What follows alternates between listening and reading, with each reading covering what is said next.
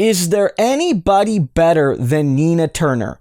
My instinct is that the answer is no, and Nina proved that again today as she absolutely destroyed Deborah Messing after Messing tried to go at her one more time. We remember from last month when Deborah Messing basically tried to suggest that black people's votes are owed to Joe Biden and that black people are going to be tricked by Kanye West, and she, as a white woman, felt it was her responsibility to warn black people about this ruse. And Nina Turner, in response, didn't say vote for Kanye or anything like that, but simply said it's not Deborah Messing's place to tell black people who to vote for or who their vote belongs to.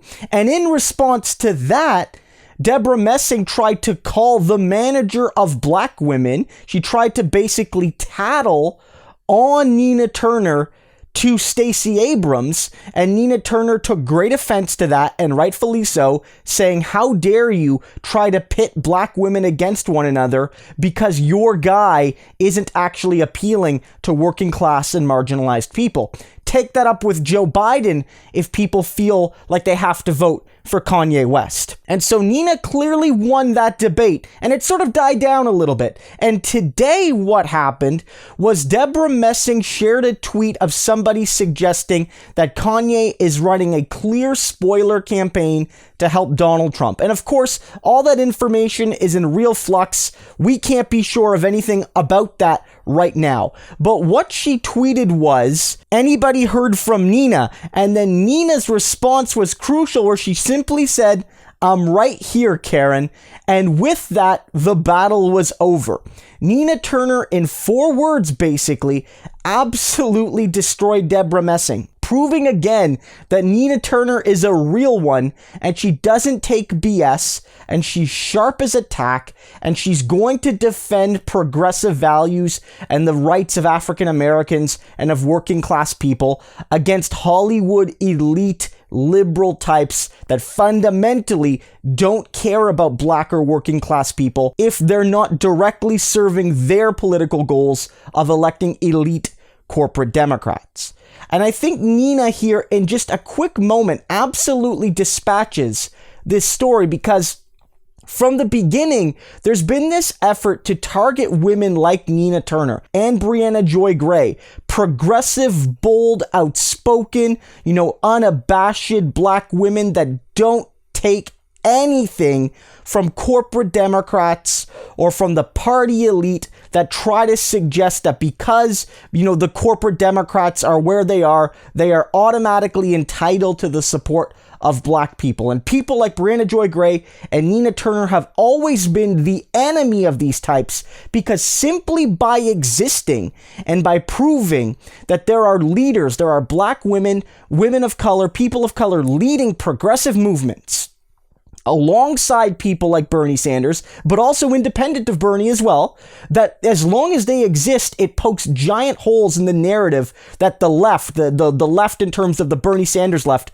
only cares about economics, only cares about class, and ignores race and gender and sexual orientation and things like that. And that's never been true, and we know it. But Nina existing in her position of prominence constantly proves that wrong. And so Deborah Messing and white elite liberal Karens like her can only hope to discredit Nina by trying to suggest that she's working to sabotage Joe Biden, that Nina Turner and Brianna Joy Gray are secret Trump supporters, that Bernie Sanders doesn't actually care about black women, and that Nina Turner and Brianna Joy Gray are pawns for, Bernie Sanders. They're either willing or unwilling pawns of this, white man who wants to destroy racial equality, when the real heroes, of course, are Joe Biden of all people. And so this is the response Deborah Messing deserves. At first, Nina Turner had a real debate with her, saying, how dare you make these suggestions? But I think this is the right approach here. Liberal Karen elites like Deborah Messing, like Alyssa Milano, like so many others, are going to come out and they're going to pretend that they want to center the voices and aspirations and hopes and concerns of black women and of other women of color. But that's only insofar as it serves corporate democratic politics.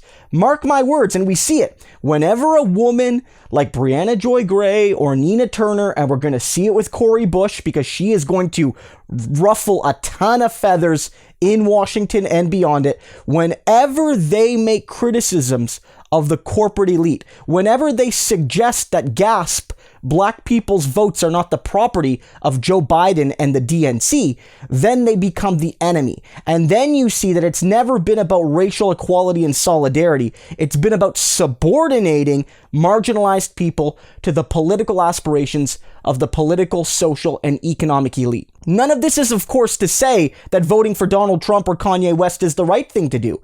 Nina Turner isn't suggesting that. Nina Turner has made the remark, and I've covered it here in my videos, that, voting for Biden is like eating half a bowl of the S word, whereas voting for Trump is like eating the whole bowl. So even Nina Turner can admit that one is worse than the other, although both are bad. But the point has always been that white liberals pretending that they own progressive politics, that they own racial justice, and that they own the voices and votes of black women and of black people deserve to be absolutely hammered. And Nina has done a fantastic job of that.